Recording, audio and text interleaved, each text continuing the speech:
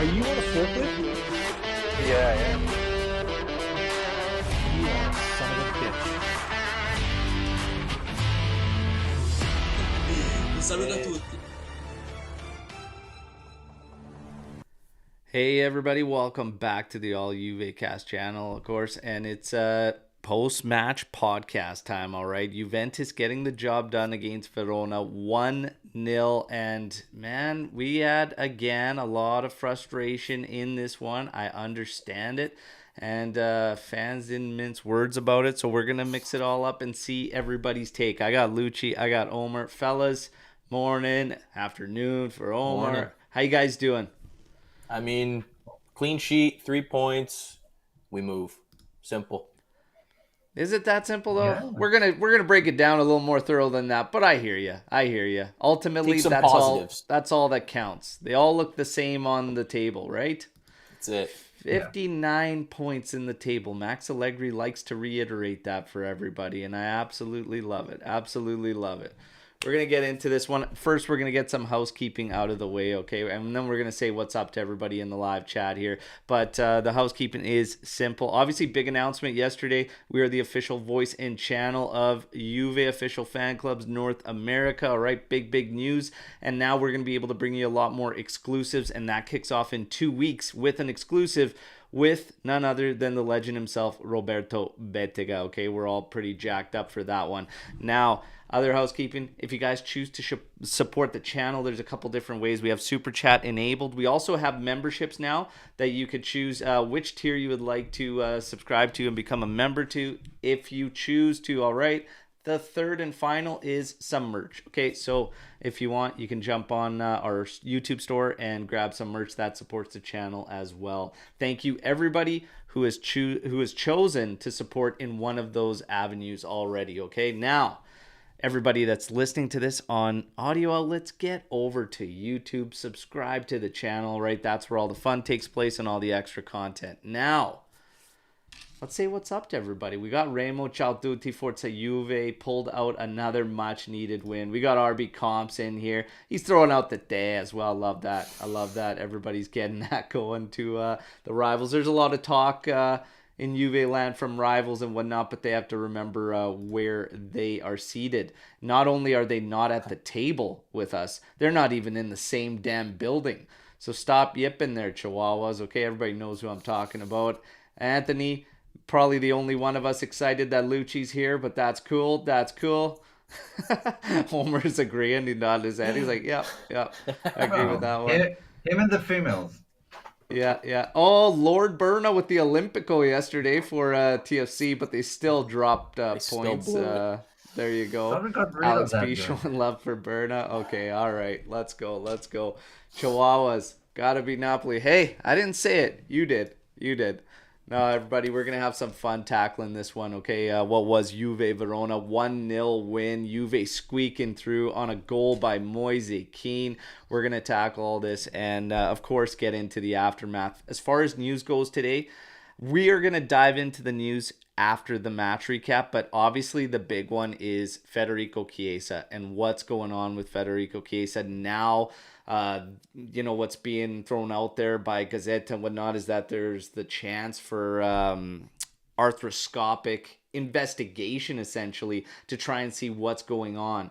They said that there was a heated discussion between Chiesa and the staff at Juventus. I'm not sure how they would know or how it get leaked out or whatnot, but they're saying that they were trying to get him to do something, and he just simply said he's in too much pain. We know he went to Austria to see his surgeon about, and this is the opposite knee, by the way, about a second opinion and whatnot, and he's been cleared. So he's been cleared by J Medical. He's been cleared by this doctor in Austria, and still problems. We need to get this guy back and, being the key guy that he is for Juve. But right now, this is par for the course for this year, though, right, fellas? Without diving into it too deep, as we will after the match recap, this is just yet another one of these hurdles, which has felt like this season has had a million of them. It's frustrating stuff. I think it's frustrating for us, but also for Chiesa as well. We know how much he wanted to be there and be with the guys, and we need him. There's no question about that. But as long as he comes back 100% healthy, I guess we don't want to force him until he feels like he's ready to go. Yeah, yeah, we'll Yeah. dive more into it about setting off. I don't want to set off the panic alarm at this point, but there definitely are some that are doing it right now. But we'll dive more into that after, guys. This game, I think we're gonna probably maybe all feel a little bit differently about it in terms of opinion. But the lineup, let's start with the lineup because the lineup had people absolutely fired up too before this game, and essentially what we got was Szczesny, Gatti, Bremer, Danilo. We were supposed to be slated with Deschilio as far as the projecting goes, but we did get Quadrado. We still got Deschilio, just not on that right side. And that's what had people fired up. So he got thrown to the left side. A lot were making shouts for Illing Jr. Then we had Fagioli, Locatelli, and Barnechea with Milik and Keane up top. So when you guys initially saw that lineup, take me through your thought process and how you saw it. And we'll start with Omer here. I've talked about it mostly yesterday, so I don't have a lot to add. Just the interesting things that I talked about yesterday with Locatelli and Barnechea and Fagioli in the middle. And that's about it. I really talked about it in length yesterday. So, Lucci, the floor is yours. Yeah, I wasn't really surprised with the lineup. We know we had a few guys maybe not 100% fit with Kostic and Vlahović coming back from international break, same with Di Maria. The only change I would have done was probably start Miretti over Barnechea. I feel like we kind of played him out of position yesterday because you had Luca in there as well, and I think they're too similar and maybe shouldn't be playing together, in my opinion. But and just when you saw Miretti come in the second half, you could tell the way we were carrying the ball a bit. He was getting a little more forward, and I think that's what we needed to break the deadlock. So other than that, I was fine with it. No surprise, MDS started. That's an Allegri favorite for sure. Yeah, I don't know.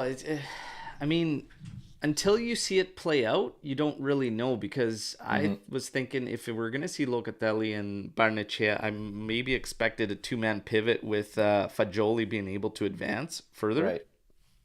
But the way and Deschilio on the left, that was kind of a surprise because I thought, this would be a game to put Illing Jr. in. And to be honest, the way the game played out, I think that's ultimately the only thing that stopped us from really being able to take it to Verona is the fact that we did have Deschilio's profile there. And I'll get into more of the details why I think that. But ultimately, can we say I just want a short answer on this one now because we are going to go to it more after we go through highlights here. But can we say Max got it wrong if ultimately we won the game?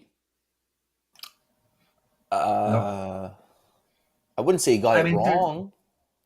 I think to he got a some couple aspects degree, wrong. you can say it to some degree, but eventually the score is what matters. I mean, if Yeah. we won, it wasn't like a 90th minute, Hail Mary attempt that got in. So all was fine. Yeah. And that's just it. So we'll get into it. But yeah, we'll talk about Barnechea, the midfield, and what was going on. And then, of course, Deschilio, for me, non-existent in this one and whatnot. But we'll get into it. So kick things off on the highlight reel with Verona coming up with the two opportunities quickly. 2 minutes in, the ball on a bad clearance from us falling into the top of the area at Duda, but luckily he fired right at Tech. Tech did very well to swallow this one up actually with no rebound. That was actually well done there. Then 14th minute. This one was a little bit wild, and I actually was thinking it probably was going to go in the back of the net. This was Verona slipping the ball in behind to Lasagna on the right side. He crossed this one over to the back post. Di Paoli volleys this thing, slashes at it just wide of the back post. Gatti was in a good position there. He also still tried to head it away there, but the volley was lashed at pretty good, just wide. Not the best positive start for Juventus, but they did take a while in this one to kind of feel out Verona and try to figure out how the heck we were going to attack them because it took forever for us to actually get into their final third comfortably to be able to even think about getting some attempts and whatnot.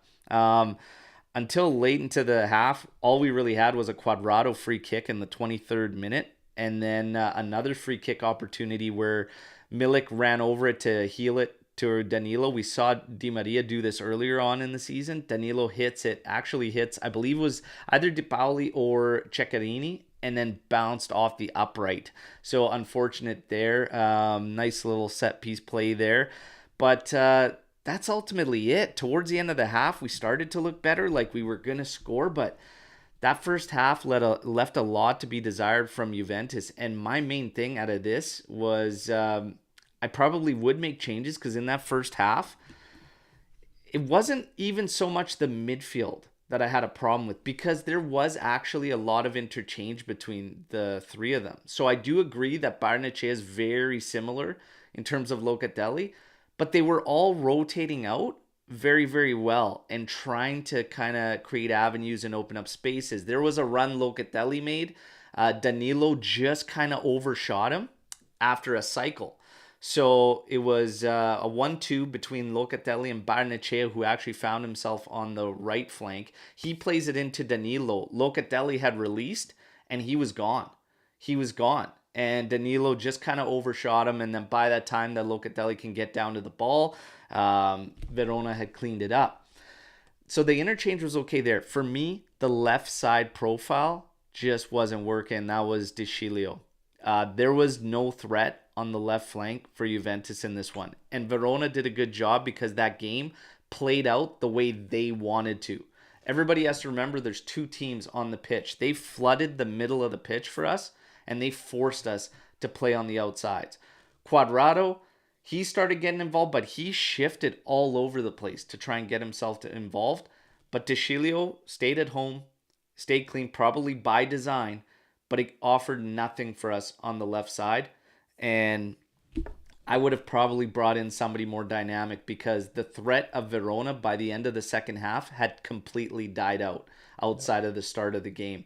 So I was comfortable enough that I would have brought Illing or Kostic in. But that was my thoughts at half. Do you guys agree kind of with what I'm saying? Did you feel differently?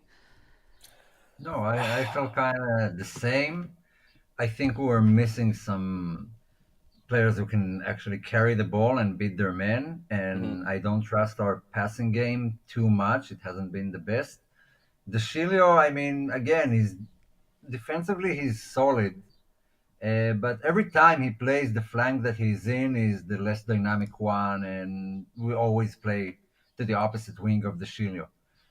So I can't say he Okay. was bad, but he didn't contribute either. I mean, he didn't do anything besides that. I think Locatelli, we can put them at Salah talk to rest. I think the register role is his, and he's the best player on the team by far in that position. Mm-hmm. And besides that, yeah, sometimes how better teams make you play better. Sometimes you have to play to their level. Sometimes smaller teams make you play to their level. And it's not like every game against bottom of the table teams is just a free all-out attack, tons of goals. Sometimes it's 1-0 wins for a lot of teams, and that was the case, I believe, yesterday. I felt the goal was coming. I mean, it was in the air. I didn't Yeah, feel like you towards the were end of the fighting. second half, it was definitely in the air. Alex Yeah, P saying MDS and Panita is too much at once. It's either one or the yeah, other, I and I agree. kind of, Yep. I kind of I feel that, agree. and it showed up in that game. And credit to Verona to having it the way they wanted, but we were definitely lacking some on the left side. Lucci, your thoughts at half? Is it kind of along the same lines? Yeah, definitely. We needed a bit of I guess, a boost going forward. We just looked like we didn't have it all. Milik, first came back from injury, so I didn't really expect too much from him.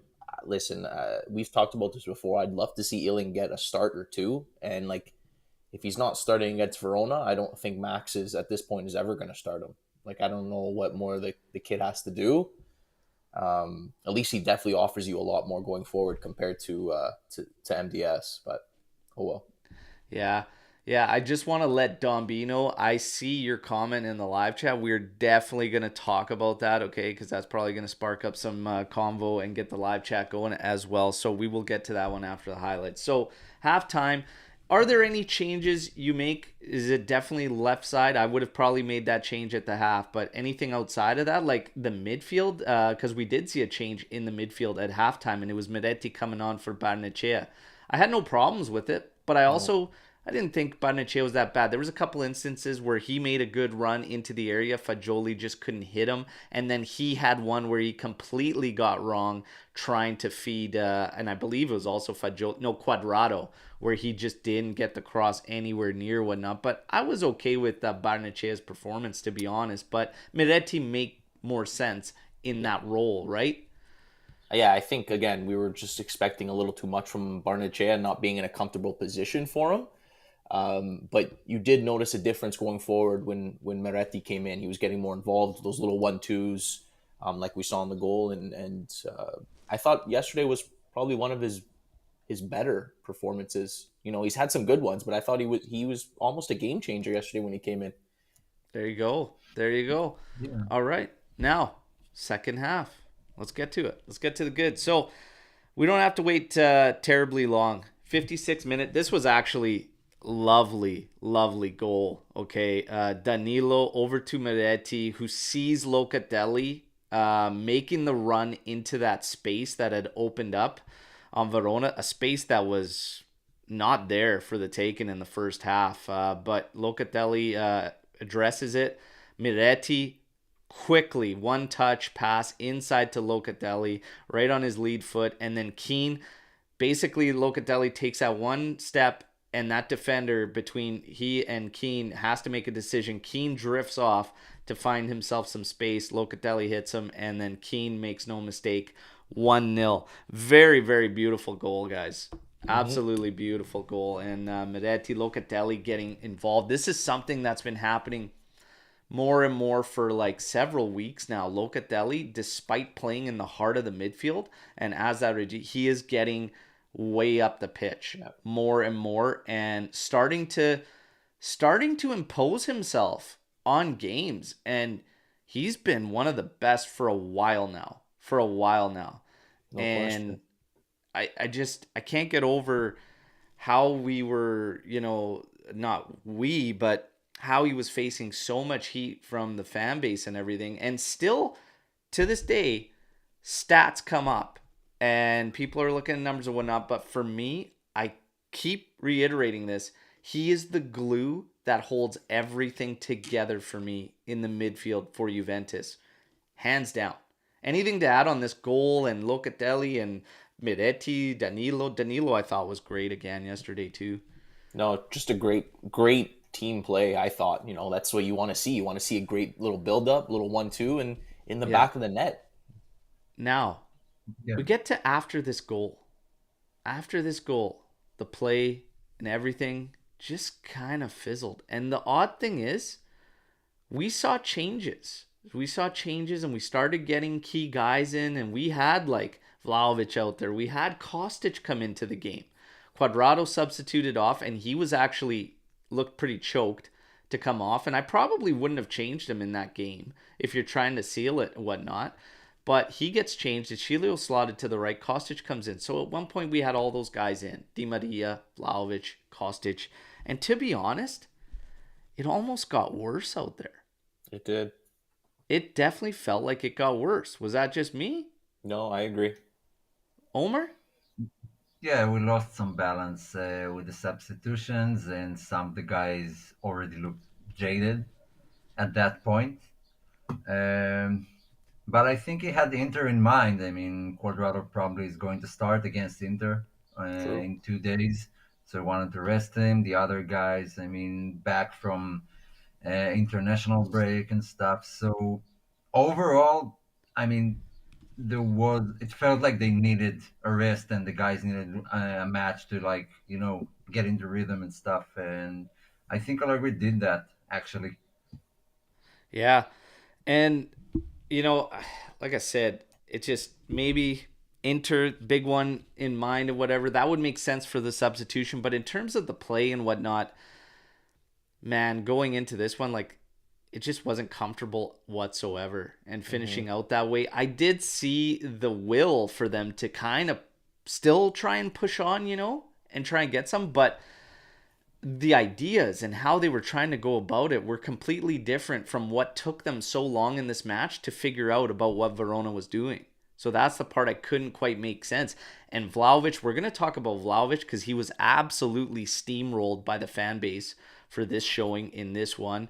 And we're gonna talk about that more in depth after. So ultimately, after the goal, guys, and to be honest, this game in general was pretty meh. You know what I mean? It was a pretty meh game, and it's after that goal, the 68th minute, Simone Verde with this ball for he ended up coming in. I said on the Matchday Live he was a game time decision for Verona, but he ended up coming in later. He puts this cross in, and it's like nobody knows anything about it. It's like we're asleep at the wheel. It was so weird, and Szczesny had to come way out to the left top of the corner of his area and palm this thing away from Lasagna, who would have been clear.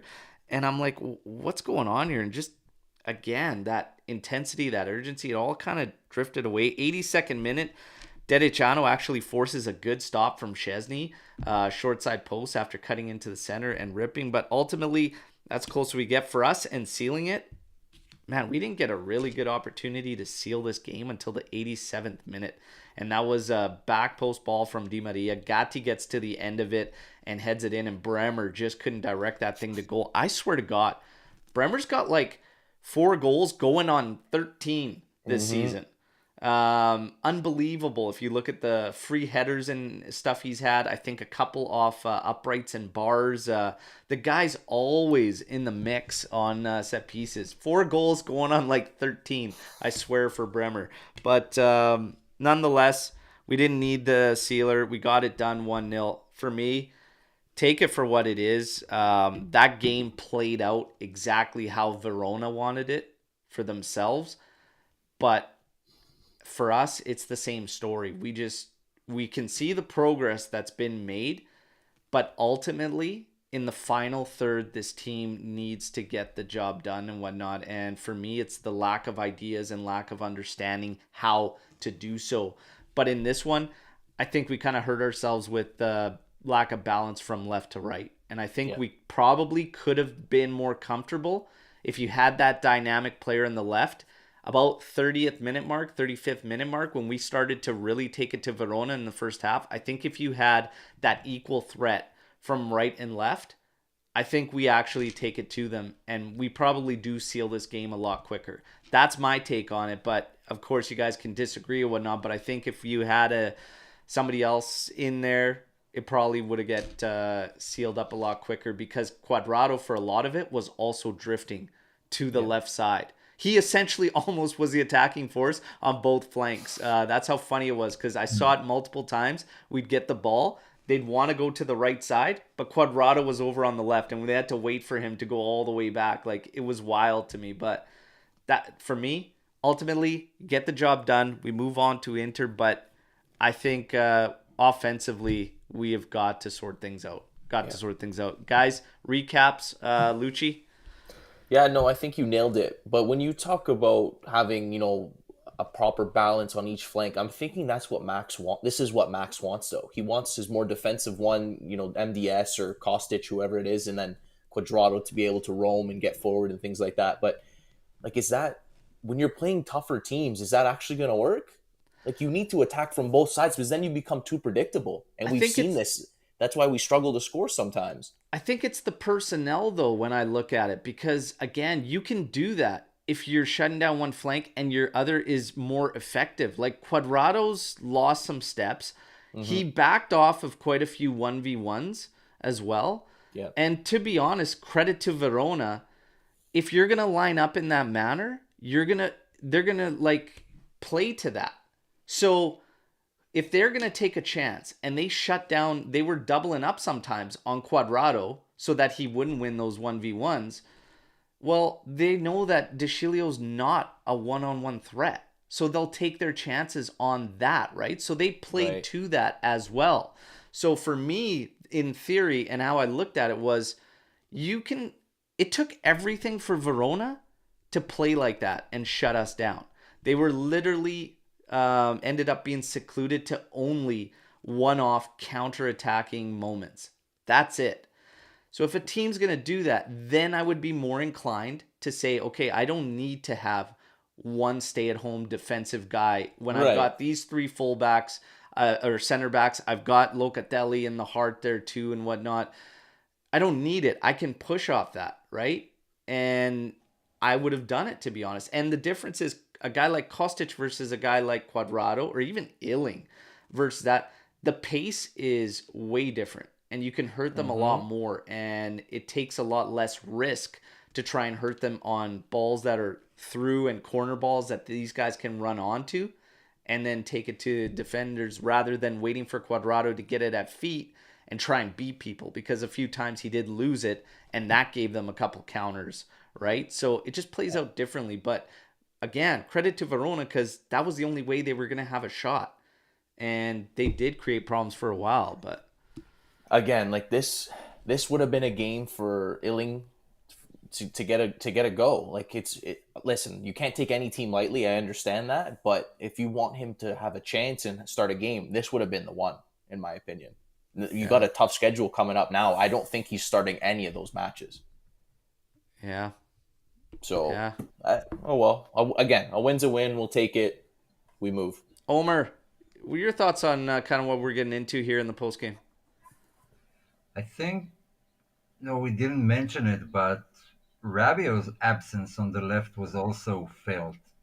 I Mm-hmm. mean, even playing next to MDS, he's always close to him. He's always running up and down. He does have better bone control. Barnechea looked a bit confused to me in his play. I mean, he didn't know where to stand, and Lucatelli had to kind of navigate him. I saw him talking to him a couple of times. So both Kostic and Rabio, which are our main guys on the left, attacking wise, were missing. So I kind of expected it. But still, we got the win in a relatively tough game. I mean, we didn't have it easy against Verona for a long while, and even the previous game this season. But we did manage to win. We did find the goal. I am happy some of the players got to rest and shake off some of the rust. It wasn't like those type of games we had in the beginning of the season where we played Monza or some other guys and we sat back. We actually pushed forward and we were looking for the goals. Even later on, it just didn't fail for us. And one thing I will say, not in Allegri's favor, is that every time we have substitutions, I feel like they don't have any instructions. Just go out there and play.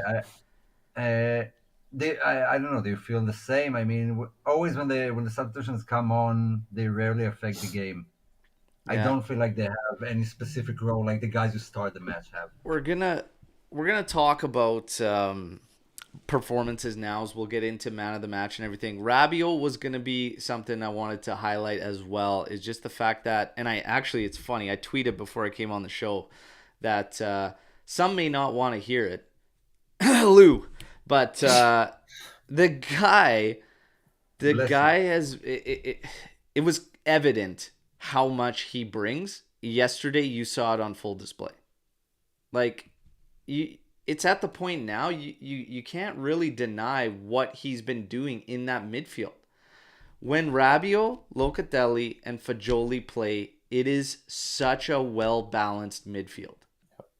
Like it, it shined so much yesterday, and that's a credit to Rabio as well.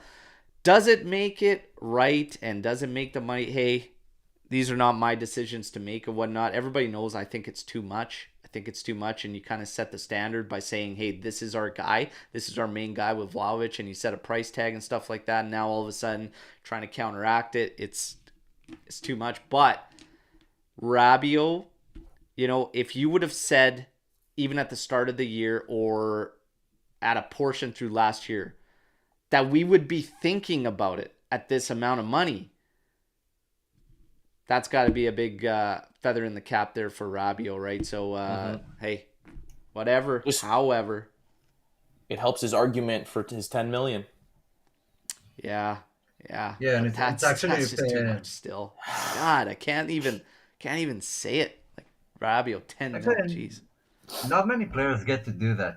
Like having a really bad spell with some team for a couple of seasons and manage to sort of salvage themselves. You can see the same with Granit Xhaka at Arsenal. He's having a phenomenal season. Danilo Everyone with is talking us. about him. Danilo, Yeah. yeah, Danilo. I What's the liked him from the bigger start, what's but the bigger forever. turnaround? Danilo with us or Rabio with us? Oh, Ooh. Rabio, hands down. You think Think so? so? I don't think he was as Uh, Yeah, bad as I Danilo's first year with Juve was awful, yeah. man. I don't think Danilo was that bad. I even had a post about when he transferred to Juve. But I don't think he was that bad. I mean, we did win the Scudetto that season. He wasn't the main guy. Quadrado was our main right back in that season, so we didn't get too many opportunities. But I don't think he was bad. I think he was a bit overshadowed because he didn't have the room to play the leader with Chiellini and Buffon there and Matuidi and all the Ronaldo and guys. And when these guys left, someone in to step up, and he took the chance. He had it was suddenly his time to shine, and he took it. So Rabio was just bad. I He mean, was bad. He lost us games, by He himself. Okay, so if I look at Rabio's seasons, the one under Sari was actually not bad. That season was He actually not barely bad. played. And towards the end of last season, he was actually good towards the end of last season too. Um, I'd have to say Danilo made a I bigger would agree. turnaround, man. Way bigger Because I, turnaround. He was god awful his first year, like to the point where we said just let him walk away. He was yeah, so bad.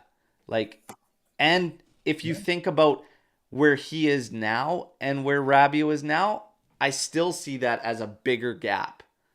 Like I still see it as a bigger gap from where one came to where one is now, right? Like Danilo is like the only captain, and we'll talk about captaincy coming up too as well, with Locatelli and whatnot. But right now, he's like the only one.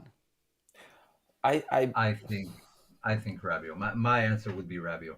the Yeah, only to add on to your point about Danilo out, I think not only was Danilo not great in his first year, but even before that, coming from City and what like he wasn't playing there, he wasn't great, he wasn't doing much, and I just think the progression he's had over the past couple of years is like it's night and day. Rabio, we knew had the skill and the qualities to be a good midfielder. He's just we saw it sometimes at PSG, but he just didn't. I don't know, it wasn't working, wasn't meshing. For me, it's Danilo. He's just shown it more consistently, in my yeah, opinion. Rabio's been his. Who knows? This might be a 1 year wonder. He signs his contract, and the next year he goes invisible again. I don't yeah. know. Well, let's get into this. Anthony's got a question here. Do we pay Rabio the 10 million? Let's just go around the horn here real quick. And do you pay Rabio the 10 mil? Omer. Right now, no. If he keeps it up till the end of the season, yes. Wow. So you would The go to same the 10. level, yeah, Okay. yeah. I think I will. Lucci? No. Yeah, I I don't like that figure. I really really don't. Again, looking at pay grades, looking at pay structure, but then that opens up a whole nother discussion because one of the guys that's up there making that money has not been paying dividends for us on the pitch. And yes, that's Dusan Vlahović, Oh, they're gonna right? say Pogba.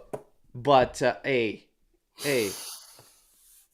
we feel unfortunate for Chiesa, and then all of a sudden for Pogba, we got to rip. Take it easy, man. It's the I same that they're mean, dealing with injuries, they're dealing with problems. Anyways, that's not what I'm talking about. Rabio, and the 10 mil.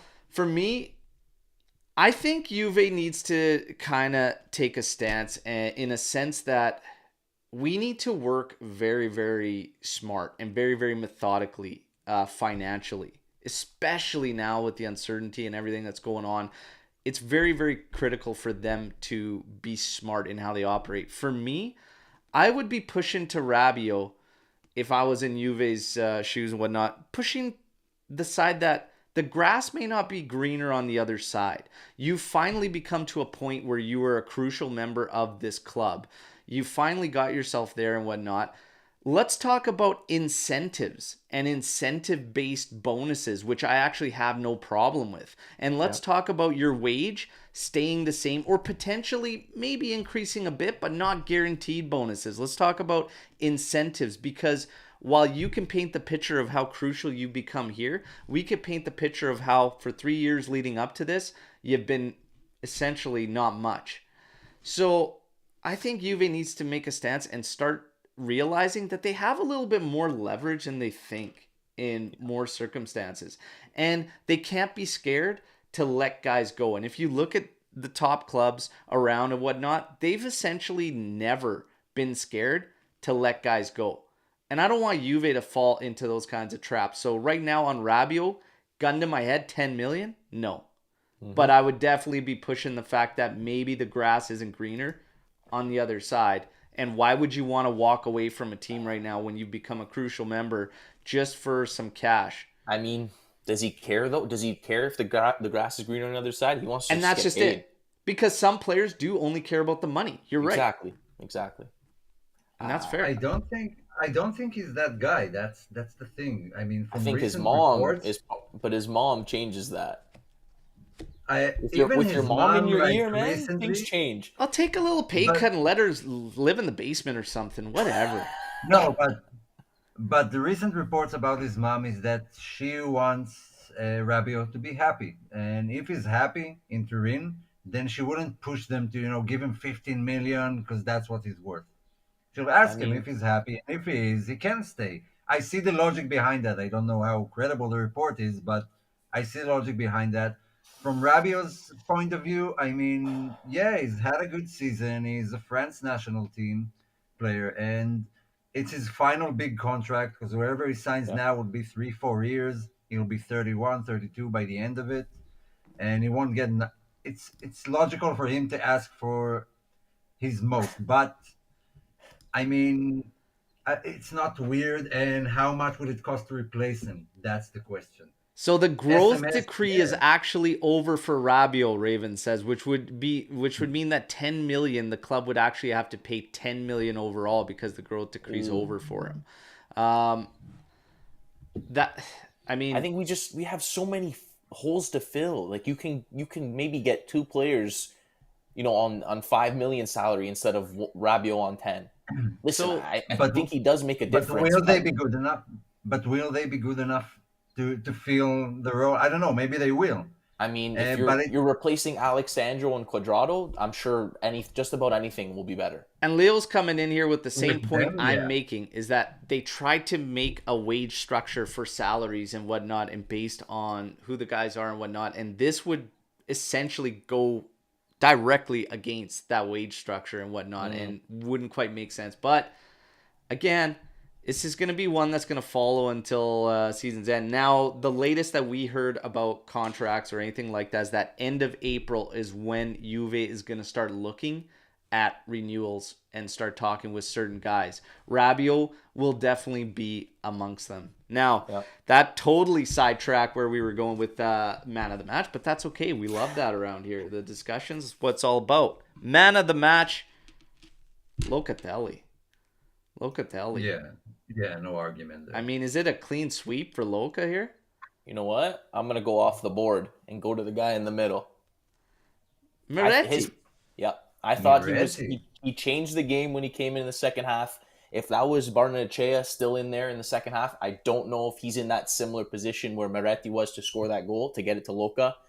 Don't get me wrong, I thought Loca was great, and I expect him to be great every game now because that's just how he is. But I think Miretti deserves a shout. Miretti getting a shout. Wow. RB Comp says Miretti was awful. I don't think he was awful. I don't think so. I don't think he was awful. Fagioli was fantastic. I thought Fagioli had a strong Fagioli game. was quiet yesterday. For to me, be it would honest. be Locatelli, potentially. See, and this is the thing. There's a lot of shouts for Gatti, but for me, the three across the back were all good. Like Bremer was solid, Danilo was good, and Gatti. I didn't see a huge boost in Gatti over top of the other two, but Gatti had another good showing. As far as Miretti goes being off, I don't know if I'd say he was awful. I mean, he started off a little rocky, a couple bad touches and stuff, but nothing crazy. But yeah, I don't know. Locatelli for me though, again, like I was saying earlier, since this guy went on that personal leave, he's been an absolute beast. Okay? He's everywhere. Absolutely everywhere. Doing so much work in all phases for Juventus. He is massive to this team. Is there another player comparable to the difference that is made when he is in and when he is out? Because we have had discussions before about who's irreplaceable for Juve, but who, if you take out, has as big of an impact Are as you talking Locatelli? on Juve or on other teams? Like on Juventus. Oh, I'd go Bremer I was gonna say Yeah. and Danilo. I was gonna and say I'd go Danilo. Kostic. Kostic, I don't think anyone can play to his level on the left in the team right now. Mm. Yeah. I mean, we want Ealing to be as good, but it will take some time. We don't know that for sure. All I know is that when Kostic isn't there, the left side is pretty much dead.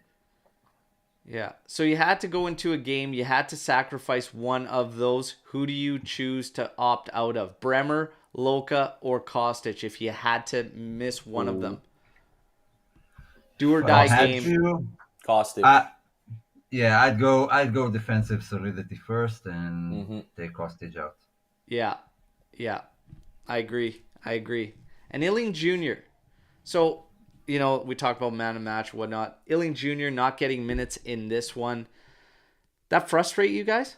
Yes, A bit, easily. He had a a good bit. showing with the international with the U21 England team. Like he's coming in hot. Give him a shot, man. Listen? You give him the first You know 45. If what? it works out well, great. If it doesn't, you still have a second half to make a change, like he did yesterday. So Yeah. Wait, I gotta check I was something. surprised. I was surprised that we didn't get any minutes from Illing, yes, even as a substitute and whatnot. We got a big week ahead. Obviously, Inter and then Lazio on the next weekend. But yeah, I was very, very taken back that Illing couldn't get the minutes there. Some are saying, some fans were just saying, that's it. See you later. He's going to go now, and we're going to cash in, and they probably just don't care because they're going to sell him or whatever. Obviously, we got rumors and reports that there are teams interested, obviously, in the Prem. And some people say this comment. I want to get your guys' thoughts on this comment. They say we shouldn't pay much attention to Illing anyways because of the fact he is English. He is always going to want to move to the Prem anyways. He signed an extension with Juve this season. true. Okay, and Juve did that obviously, number one, to protect themselves and keep their asset and whatnot. But how do you feel about comments like that? That we shouldn't focus on him anyways because he's ultimately going to want to go to the Prem anyways and whatnot. What are your thoughts on that? I mean, Yeah, it tends to be I it think tends to be true. Tends to be true, yeah, Omer. it's logical. I mean, of course, you want to play for the best teams in your country. I don't know who he's a fan of, but a lot of English players took the same route. Jude Bellingham and Jadon Sancho, and there are a lot of youngsters scattered around, but they eventually go back to the Premier League Mm-hmm. in some way. So it's not weird. It's the same as Fagioli dreams of playing for Juve. So no point in trying to buy him right now because Juve is his dream, Right. and that's where you won't see offers for him from England, even though he's good. But you will see for Ealing. It's Yeah. not weird. I mean, it's fine if he wants to play in the Premier League. I get it. Yeah, yeah. I don't take anything ill out of it by any means. It makes sense. But should Juve not focus on him because of it? That part doesn't make sense to me. I think they should to some degree. There will come a point when they just, can't compete with what others will offer. And if his dream is to play in the Premier League, then there's no point in, going into a bidding war on his contract just to keep him. Yes. It depends a lot on the player's will here. And they would have to talk to him and understand what his goals are, when they are renewing him, and make decision based on that. Yeah, yeah. It's an interesting one, but I was taken back. We didn't get to see him in Mm-hmm. this game. I think we will see him because Max tends to surprise. He usually doesn't do what everyone wants him to do, and then he does the exact opposite the next game. I mean, don't be surprised if he gets like Man, 50 Max minutes has next been game. very, very difficult All to over, figure out for the all past over the place. month or whatever. But to be honest, we talked about this yesterday. Max hasn't got a lineup wrong in like a very, very long time. we might be talking back to like prior to World Cup and stuff by the time, if we're talking about when he's got a lineup wrong. But yeah, Illing, unfortunate, didn't get in there. I see some comments in here about Miretti. Let's talk a little bit about Miretti, because one of the comments is that I just don't get the Miretti hype, to be honest. I stand by my thoughts, which is I might be leaning towards loaning him out next season. And I think it would benefit him, to be honest. While I like seeing even Barnechea get in there this season and whatnot, I mean, I don't see him raking in a ton of minutes too. Like Rovella, there's injury concerns there. Obviously, one of the tidbits of news coming out today is from Nicola Skira, and he didn't even waste any time getting into it. I don't even understand how you can make a call like this before camp even goes down, because we know he's obviously going to come back for camp in the summer, but he's literally saying he is going to be in the club next season, Rovella, as the replacement for Paredes. But I mean, that seems logical, but Yeah. who knows if it's actually going to happen?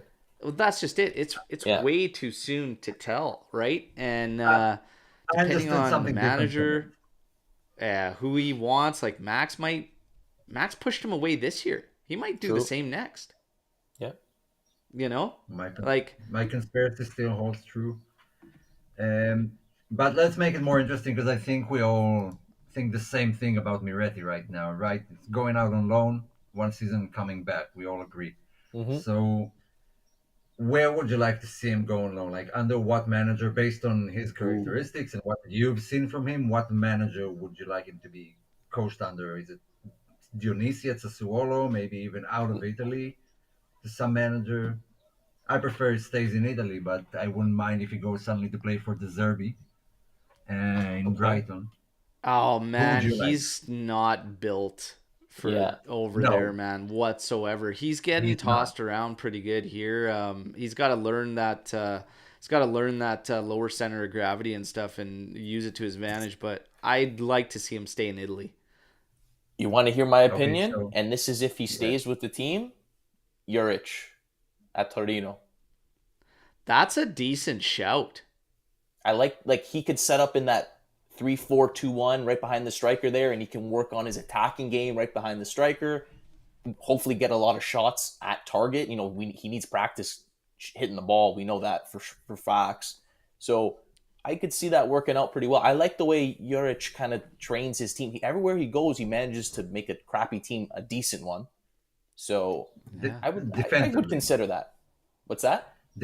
defensively. I mean, in an attacking sense, he's not that good defensively, and his Well, teams neither is are. Max, so that's why they'll kind of get along. They'll Yeah, work well. no. So I want the different thing. I want to see what he can do offensively, more than what he can do defensively. Yeah. But Yeah, I mean, Dionisi jumps out right away. Juric is a great shout. Really good shout. I I think keep wouldn't him in even Italy mind though. Monza. I wouldn't If they mind stay Monza. up, Yeah, Monza, Monza eh, will stay up. I I could don't see know. it. Their midfielders are doing good. I mean, they Yeah, are playing Ranocchia's mostly getting a together lot of midfielders. interest while playing there. But is he even Rovella's Rovella, been playing? good, but just hurt lately. And this is another thing with Rovella too, is I believe it's an ankle injury. I believe it's like an ankle lock or knock or something of the sort. But nonetheless, Rovella's injury history isn't the best while he's been away. So we'll see. We'll see what happens. A lot of choices will have to be made by Juventus. We are going to get into, before we get to Storm the Barn, we're very, very close to Storm the Barn, but there was a comment here from Dom. And obviously, towards the end of the game, RB Comps was talking about how he laughed, and another meme opportunity about Max Allegri walking away before the game ended. Absolutely furious and leaving before. Dom B comes in with this comment. So Allegri acted like a spoiled child walking out like that. What if a player acted in that manner? He is supposed to set an example. Guys, what are your thoughts on Max doing that? This is multiple times this season, whatnot. And to be honest, a couple times he's had that shrieking yell, which makes me laugh actually on the playback and stuff like that. And then I think nothing of it. He's frustrated and whatnot. At one of the games, I was actually frustrated because I'm thinking you're the guy directing all this. And if it's not going the way you want, work on it, make the changes, whatnot. But how do you guys feel when he yells, screams, shouts, and walks out like that before the games are over? I mean, Dom's got a good point, because if a player did that, they're getting suspended by the team for the next match or whatever it may be. But like, we've seen him do this how many times now? I don't know. Like, it just seems like a reoccurring thing. I mean, a player, it's just different, right? It's different. Yeah, like, I mean, it's like being at work and your boss is always on his cell phone or something. And it's like, you can't just pull out your cell phone and be on, you know what I mean? It's kind of like, gives me that same vibe. Like a player, it's obviously not acceptable for them to just get furious, walk out and leave, go down the tunnel. Towards the end of the game and whatever, and Max is the one in charge and whatnot. Yeah, he's kind of like, you know what, forget it, and takes off. And he actually probably does it more often than we see, to be honest. Yeah. But I don't know. I don't usually think much of it, but it's kind of strange. I mean, you haven't even shaken the other coach's hand, and like you just kind of bail out. Like it's weird. No one talks about it, so no other manager talks about it. So I believe he's doing it. Probably backstage. doing it in the tunnel. Yeah. I mean, he is right. There's no debating that. Yes, he should set an example. I think he's doing it to prevent himself from doing something else, from losing his shit, throwing his jacket. That's a good point. Yeah, I think that's the case. In regards to players, yeah, they shouldn't do that, but that's a whole different discussion. I mean, we hated when Ronaldo did it, but I look, overall, when we hear the interviews with players, all of them are saying that Max is there for them and he gives them confidence and he talks to them backstage. So I take that into account too. I mean, we see only what we see on TV. Yep. And we don't see what he does behind the scenes with the players personally. And no one has said something bad about him. I mean, even the players who left didn't talk about how Max personally was just a bad guy who, you can't work with, like Sarri was, for example. And so I believe he's the type of guy who does think backstage and acts differently in front of cameras. Yeah, I think agree. So too. I think so too. I mean, if it was a bigger thing, we would hear more about it, and you would obviously, I mean, he would be. Ultimately, it comes down to the team. If they're not happy with it, he's going to face repercussions. So obviously, they don't have no problem for it. So then I don't think anybody else should. But in terms of how it looks, he's frustrated. He's losing his mind or whatever, and then he goes to the back. So ultimately, I kind of, in a sense, like it because we're winning 1-0, and he wasn't happy about what he was seeing, and he was losing it. I like that because there's probably a lot of managers that would be content and just be like, okay, whatever. It shows to me like that drive and that persistency with getting everything right and all the details right throughout a match in its entirety. So I actually have no problems with it, to be honest. But is that what he was actually mad at, or was he mad at the way they were defending? Well, that's still what's going on the pitch, man. It's still one way or another. He's upset late in a game that you're winning 1-0 with what's going on the pitch. There's a lot of managers that would be like, okay, well, whatever. It's the end of the game or whatever. I'm going to stay out here. But he's like that. And we see him lose his shit 13 minutes into a game, 27 minutes into a game. Like, the fact that it's happening towards the end and then finally he walks out to the back like because he just can't stand anymore. Obviously, you're going to be more pissed off when it's later in a game and mistakes can cost you in this potentially a draw as opposed to earlier on in the game when you have a lot of time that you can recoup it. I just don't see it as a big thing. And as far as the setting an example, I mean, is he not setting an example by losing his shit in a game we're winning 1-0 and demanding perfection and demanding more? In a sense, he Yeah, kind of is setting an example. yeah, in a sense. But I'll ask you a different question. Like, what would you prefer to see by the end of the match? Would you prefer to see him out there throwing his jacket, kicking bottles around, losing, killing his lungs over, I don't know, Kulusevski or Sule not taking the ball to the byline? Or would you like to see him go down the tunnel and, let all that loose, not in front of cameras? I don't care either way, to be honest. Okay. Ultimately, what I care about is the team winning. Mm-hmm. True. If I have a Yeah. coach that's losing his shit or I have a coach that's silent and doesn't really do much, obviously I prefer the ones that show emotion, that show more. I like that. I like that celebrating of goals, something we don't usually see Max Allegri do, which this season we've actually seen him start to celebrate some goals. I can't remember seeing Max celebrate goals. But Yeah. we're starting to see a shift. Like, I literally feel like this moment, these circumstances that Juventus face, has actually shown what a Juventino Max is, to be honest. But Yeah, I not a think lot of people are going to agree with me because it all comes down to we got to score 4, 5, 6 goals a game. but even then, he won't be happy. I mean, he's always angry towards the ends of matches. Whether even if we were 3-0 up, he doesn't want to concede. He wants that clean sheet. He wants a perfect match, so he will lose his shit. The only times he doesn't is when we concede early and then turn it around, and then maybe even, which didn't happen this season, maybe once. But that's the only times where he's super calm because we already conceded, but we're leading and we're not in danger of losing the match. For me, calm, psycho, whatever, you got to win.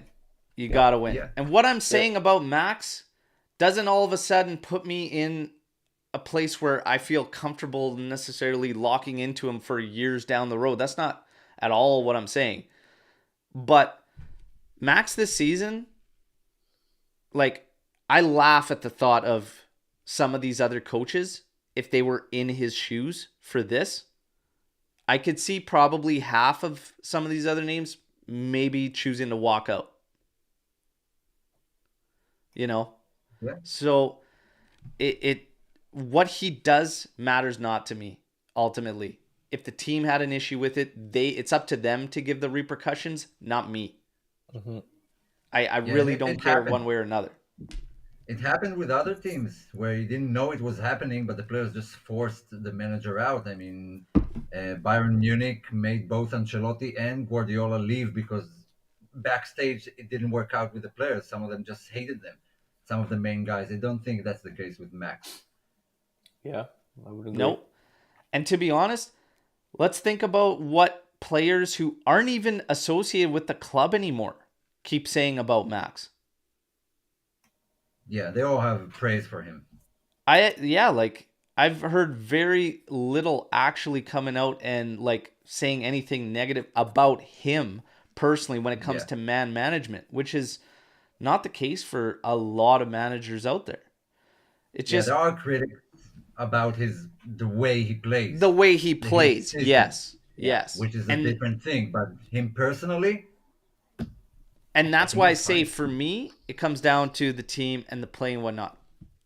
What I'm saying about Max now doesn't all of a sudden mean I'm ready to lock in, which a lot of people will jump on. Because for me, he's got to sort out making our key guys key players and getting the offense firing. Now we get into Dusan Vlahović, who was absolutely roasted yesterday by fans yet again. Guys, thoughts on Vlahović through that match yesterday and what you think? I mean, he didn't do much. He didn't play much. Like, I thought Di Maria was worse, to be honest. I Di don't know. Maria What? was Yeah. awful. Yeah. Like, So awful.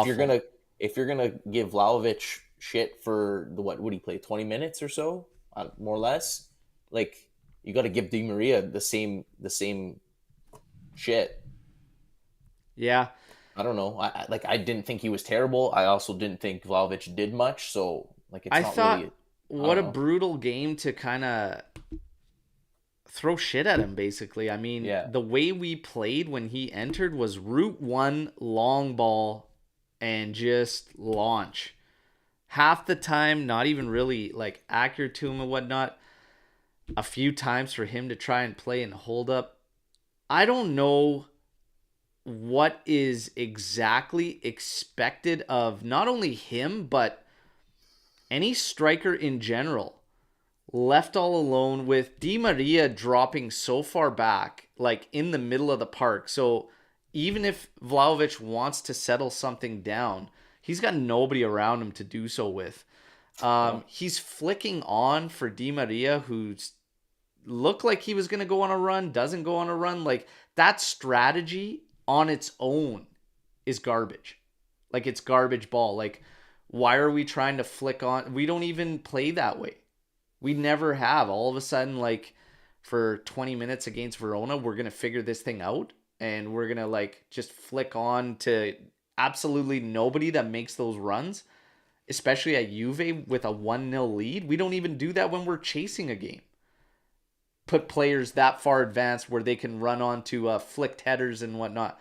What are we talking about here? For me, Yeah. above Vlahović, it was the strategy we deployed while he was out there. But Omar, what do you think? I mean, almost everywhere I looked, he got a 6, which is the base score for a player who, for the start of the match, whenever a player enters. And I feel like that's exactly what it was. It was kind of a nothing performance. Hmm. He didn't do anything bad. He didn't do anything good. Yeah, 6, he was exactly the same the way he entered and the way the match ended. Nothing special either way.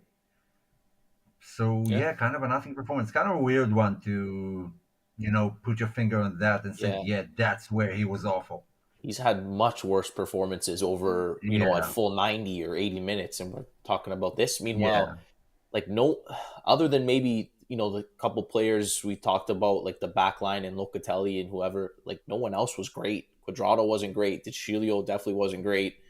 Barnechea wasn't great. Milik Keane was okay because he scored the goal, but other than that, he didn't do much. So listen, if you're gonna nitpick on Dusan, you got to nitpick on just about everyone else. Like, be fair.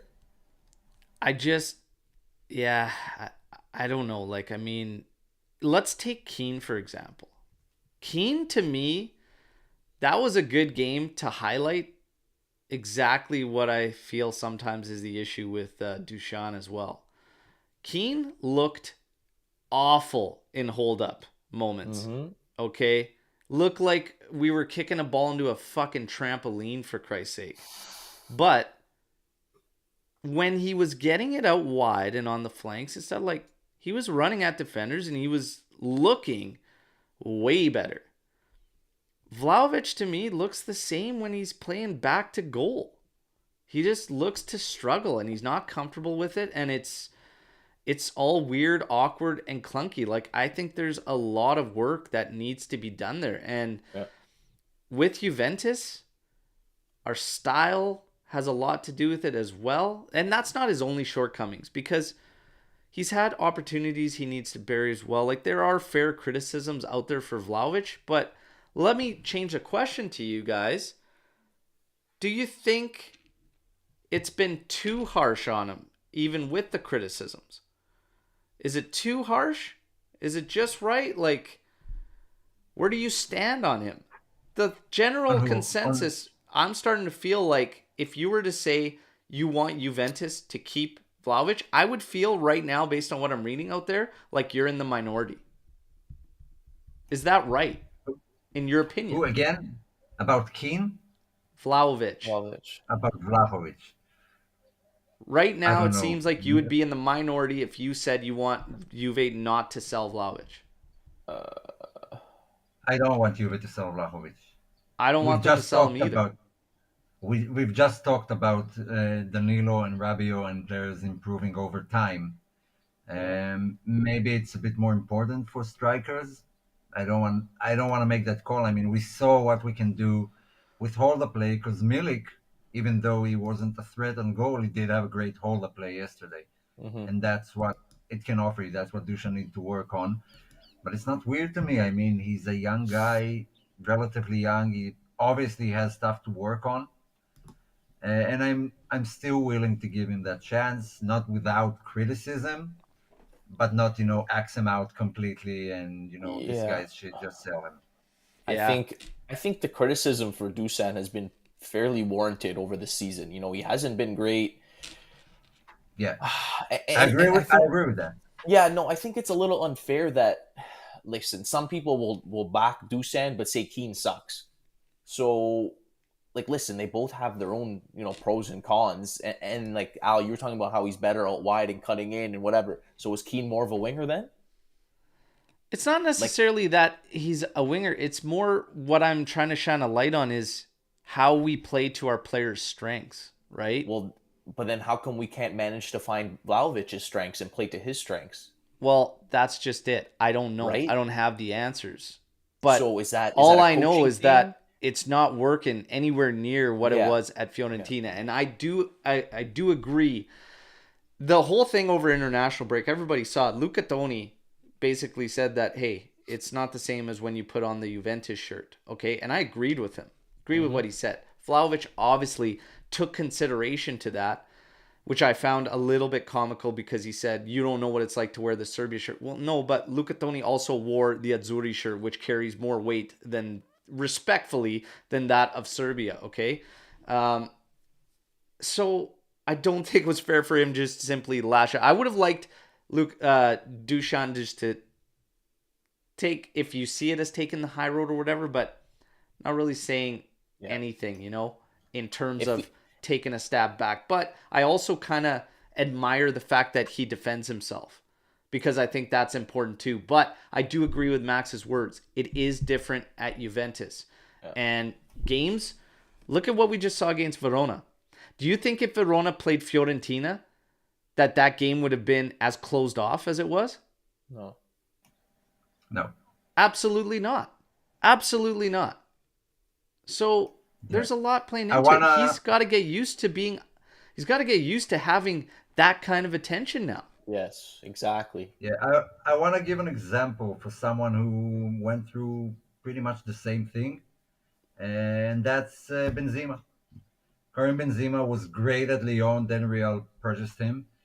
He didn't set off right from the start because there was competition. Raul was still there, and they had Higuain, and it took him a Hmm. couple of seasons to really, take that role and make it his. And some of the other guys had to leave for him to get the chances, but eventually he kicked off. But it happens sometimes with young strikers coming Yeah. from a place that they felt like at home and more comfortable with less pressure, and suddenly the pressure is up, and some guys are not up to it. I mean, Luka Jovic was great for Frankfurt, shit the bed for Real Madrid. It's not the same level.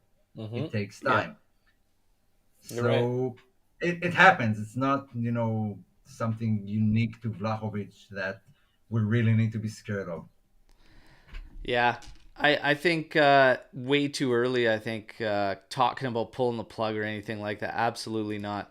Aldo saying at least Vlahovic is more consistent than Lukaku. See that miss yesterday? Absolutely love it. Fiorentina getting the job 1-0 against them. Another thing with Max, again, comes in the press conference, 59 points. I absolutely love how he continues to reiterate that. Let everybody know. Guys, we're getting ready for Coppa Italia coming up with Inter, okay? And the first leg set to be played on Tuesday. So that's going to be Tuesday. We know this month is absolutely insane. On the 26th is when we're going to have the second leg. That is after the Thursday match against Sporting, after the Sunday match against Napoli, and then we play the second leg Jesus. to Inter. So April is insane. This Verona match, while we squeak through whatever, I don't care because it was so important, okay? Yeah. Again, they all look the same on the table. Crucial month. Inter coming up Tuesday, Lazio on Saturday. Then you have Sporting, Sassuolo, Sporting again, Napoli, Inter, and then Bologna, who's actually been playing very, very well. This is a tough, difficult month for Juventus to navigate, okay? But what do you guys expect coming into Tuesday's match? Because some fans, and I couldn't help but stress this yesterday, we talked about some fans losing it at the sight of the lineup yesterday, okay, not even the game actually taking place, the lineup, but after this game, some are like, oh, I'm not feeling good going into the intermatch. I take nothing out of this game other than it was a grind and a victory. I don't think it plays any part to the intermatch because it is going to be more open and free flowing than this game. Okay. So I actually think we will generate more. I think we're going to be fine. And I don't take anything out of this other than, yeah, there was some struggles. But the part that I didn't like is that the key guys came in and they looked worse than the guys that they subbed off. Mm-hmm.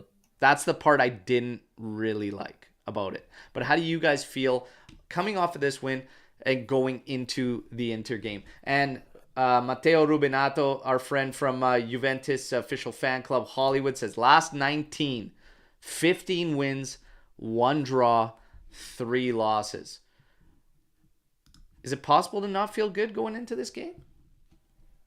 I feel No, good I about think it. yeah, I think we're in a better position than Inter are For sure. currently. I mean, their squad is a mess. They have injuries all over. They just don't seem to get firing. Inzaghi has kind of lost control over it. Yeah. In regards to what you said, I think some of these guys, are just not impact subs. They're guys who are great when they start matches. And so I'm not scared of that. It's a home game, which plays better for us.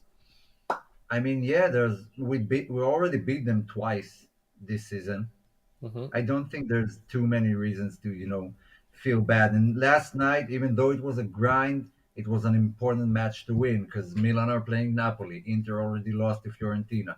Yeah. Roma and Lazio will probably win their games, but one step at a time, like you said. So Inter is the next hurdle. I think we jumped through it because they were looking bad. They Yeah. were bad yesterday. They've been bad for a while.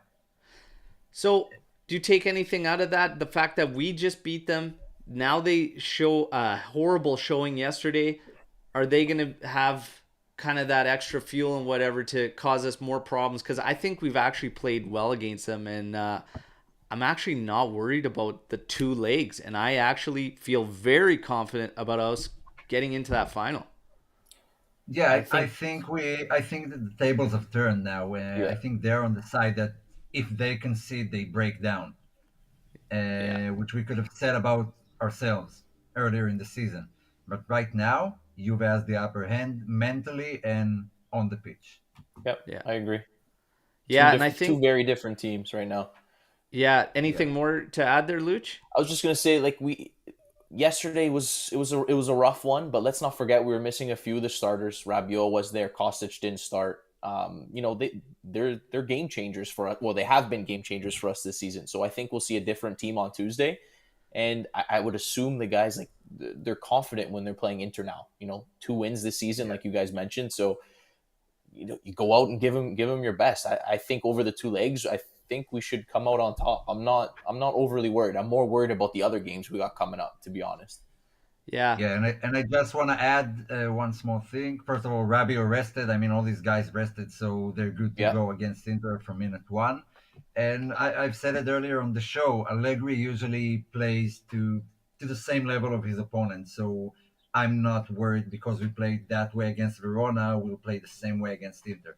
yeah. I Juve think we'll see a match up to different their game. opponent Yeah, Yeah. usually, most of the time. Yeah, I think it's gonna be okay. And I mean, I think the biggest flip from the two sides is that, and it's been a big shakeup. But like, Juve has kind of identified themselves after what was going on the season, and everything. It's like, beautiful tifo yesterday at the stadium. It was JOFC day, so official fan club appreciation day and everything. Del Piero was there. Unity, okay, in the background with the tifos, beautiful, and that's exactly what we all need to be right now through all the uncertainty and whatnot. Is just be united and whatnot and back this team. While I found it very infuriating for me that it's that day, it's that appreciation day, unity as the tifo and everything, yet you still have the groups pushing for silence in the stadium. absolutely ridiculous. Okay. I'm gonna try my best to get Matteo Rubinati in here for a show Monday evening, whatever, alive. But we're gonna kind of talk a bit about that too, because it's ridiculous, and enough's enough. Two wrongs don't make a right. So even if you agree with the sides and what they're trying to get and what they're trying to gain, which I do agree with, there's a right and a wrong way to go about it. Two wrongs don't make a right. Stop taking it out on the ones that have nothing to do with it, which is the players. And for the love of God, let other fans enjoy themselves and do what they want to do, and stop intimidating them into being silent, okay? It's garbage. It's junk. And for God's sakes, yet another hurdle and obstacle for these players is the fact that they pretty much had to play away games all season, okay?